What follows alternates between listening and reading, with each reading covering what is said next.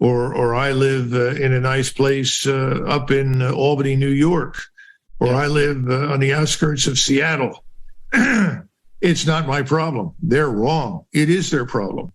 And the problem that you described with the drugs is reaching them now and harming their families too. It's time to wake up.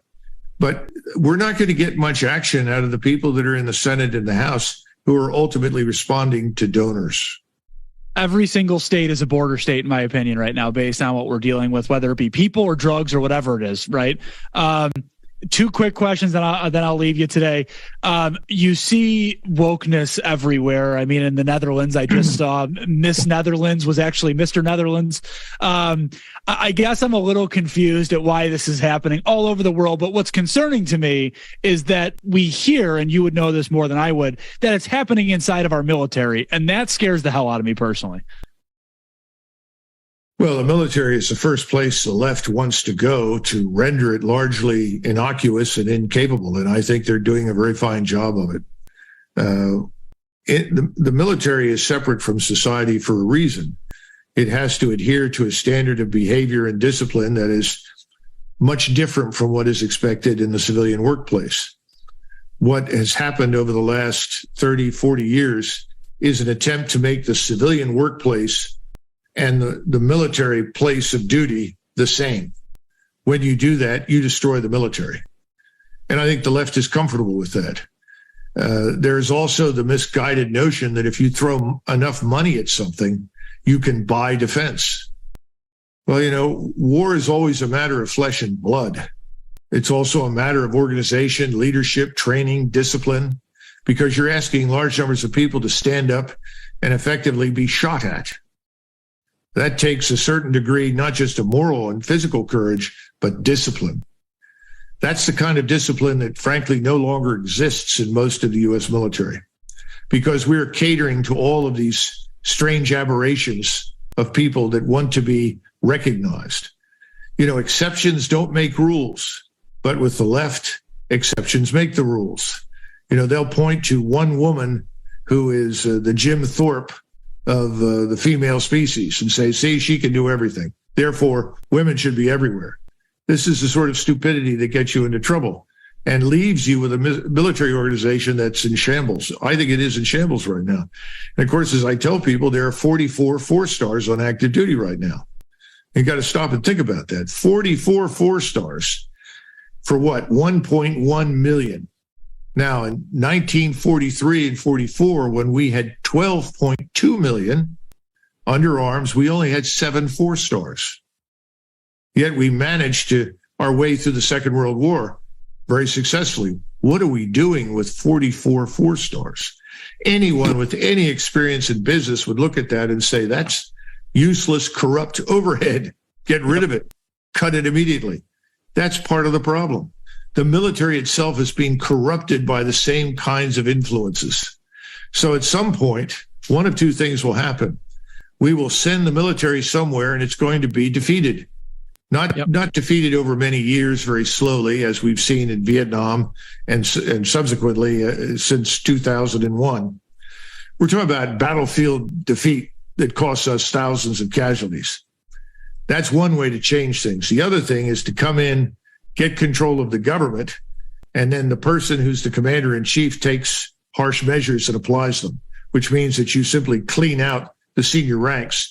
You effectively acknowledge that you're going to have to make the force smaller in order to fix it and make it better. And that's happened many times in history, many, many, many times. In 1922-23, after the Russian civil wars ended, Lenin reduced the Red Army, which was at 5.5 million, down to 600,000. Yep. And at that point, the Soviet Union controlled 1/6 of the world's landmass. And people said, oh my God, you can't do this. Very unhappy people, lots of unhappy people, because they'd been in the war. They wanted to be rewarded. That force of 600,000 then was subjected over time to reorganization, modernization, new leadership rose, and so forth. This happened in Germany. It's happened many, many times, many places. We're going to have to go through something like that. And again, I think that's another reason why people on the Hill, for personal reasons, because they've enriched themselves as a result, are very happy to keep conflict anywhere going as long as they can. I mean, defense industries are flush with cash. The politicians that support them are flush with cash. And then there are lots of people employed by these industries. Yep. All of them are benefiting. Now, what does that do for the larger population? I don't think it does much for the United States as a people in most cases, but that's where we are. And remember, we're back to the question of where does the money go? And the reason people hated Donald Trump so much was that he threatened the money flow. He was going to disrupt it and stop it. What scares me is this idea that love wins is what the left portrays everything, right? You just got to love, right? The problem is that Putin doesn't love people like us, right? Xi doesn't love people like us. That's where I get a little bit frustrated with, and not just politicians, with anybody that votes that way, right? Just it's common sense. Love never wins like that, right? Especially when you're on a battlefield. You know that better than anybody. Love will never win on that end. Last question for you. You had said some things a couple weeks ago or last week, maybe, that you believe that there won't be a 2024 election. I want you to expand on that, but I also want to ask this with that.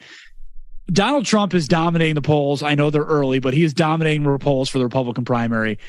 They're throwing everything that they can at him. Indictments, sexual assault stories, everything, right? I fear for that man's life. I really do. And I hope that our country would never stoop to that level and do something like that.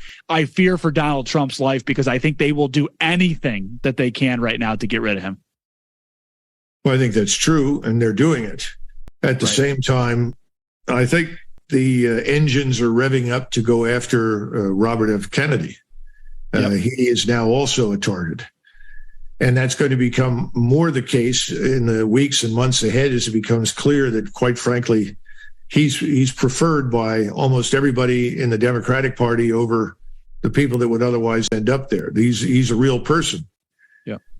Now, the problem with the election is as follows. What I said was that I'm concerned that we may not reach that cycle. I'm concerned that things could interrupt it. And I had a discussion at the time with Patrick Bet-David, who put forth this hypothesis about Biden resigning, which I think is a very real possibility. I mean, the man is over 80 now. This is ridiculous. He has no business being president. I'm one of these people that really believes we need younger men, frankly, young blood, men and women to come into government. But unfortunately, we don't seem to be getting there very quickly. And as a result, Biden steps down. Who comes in next? I think that you could have a real succession crisis in the United States because people do not have any faith or confidence in Kamala Harris. And then the question is, who else comes along? I don't know. And then the other thing that people are reluctant to say in some settings is that what makes you think that anybody on the right could win an election anymore? Where's the evidence for clean, fully fair and honest elections in all of the so-called blue states? I mean, I grew up in Philadelphia. I can tell you there hasn't been a clean election in that place for 50 plus 60 years. It's these big cities are impossible to deal with because they're one-party states. So the corruption is institutionalized.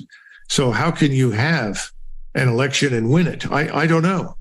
Unless people are willing to address the election integrity question between now and the next election, I fear for the country. You would hope that all of these people who are constantly harping on democracy would want to be serious and do something about it. But I haven't seen much evidence for that either. I'm going to put Colonel Douglas McGregor on the spot right now. If you had your choice in a fair election, it's a fair election. Votes are counted properly. They're not getting mailed in and thrown in boxes and garbage bags and truckloads of things going on. If you had a fair election tomorrow, well, let's call it 2024, November of 2024, who is your Republican candidate and who do you believe will win the election in 2024? Well, right now, there doesn't seem to be anyone on the horizon on the Republican ticket other than Donald Trump. I mean, I know people are pushing DeSantis. I know that Mr. Soros likes DeSantis, which should raise serious concerns in the minds of any traditional conservative Republican or Democrat, for that matter.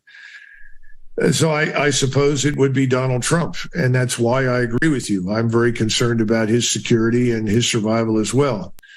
I think very highly of Robert F. Kennedy. It would be ideal if he rose to become the candidate on the Democratic Party, because he is a traditional conservative American Democrat.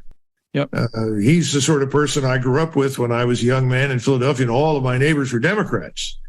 They were all patriots. They were all good people. They loved the country.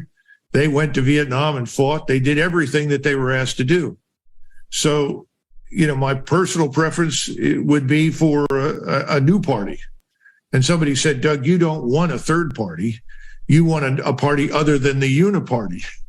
And I think there's a lot of truth in that statement, because I think there are lots of people who like RFK and lots of people who like Trump, who, if they worked together, unified into something new, would sweep this crowd in Washington out of power. I totally agree with you. I think I absolutely agree with you too. At some point, we do need fresh blood on both sides, right? Both sides at this point are loaded up with people that have been in Washington for decades and decades and decades, and that's unhealthy, I believe, too. They don't actually portray what younger voters want either at times, and I think that's not good for anybody.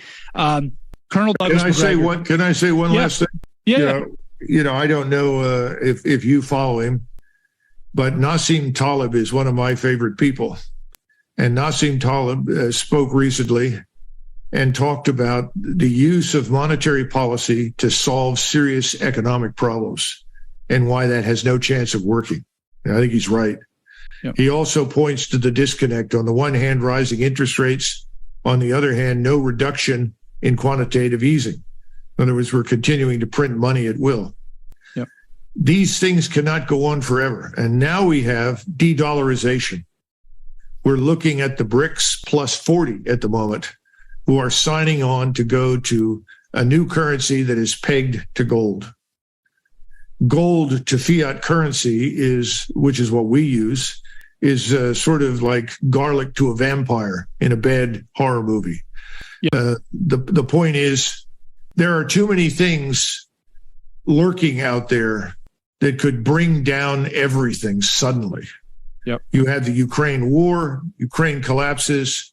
It's, we have something we can't manage, something we never anticipated. The situation could get out of hand there. We know there's still a potential for collision with U.S. forces, which we don't want, and the Russians don't want. Add that to the description that I just gave you for the financial setting and the economy. Look at the border, look at criminality, look at the rule of law.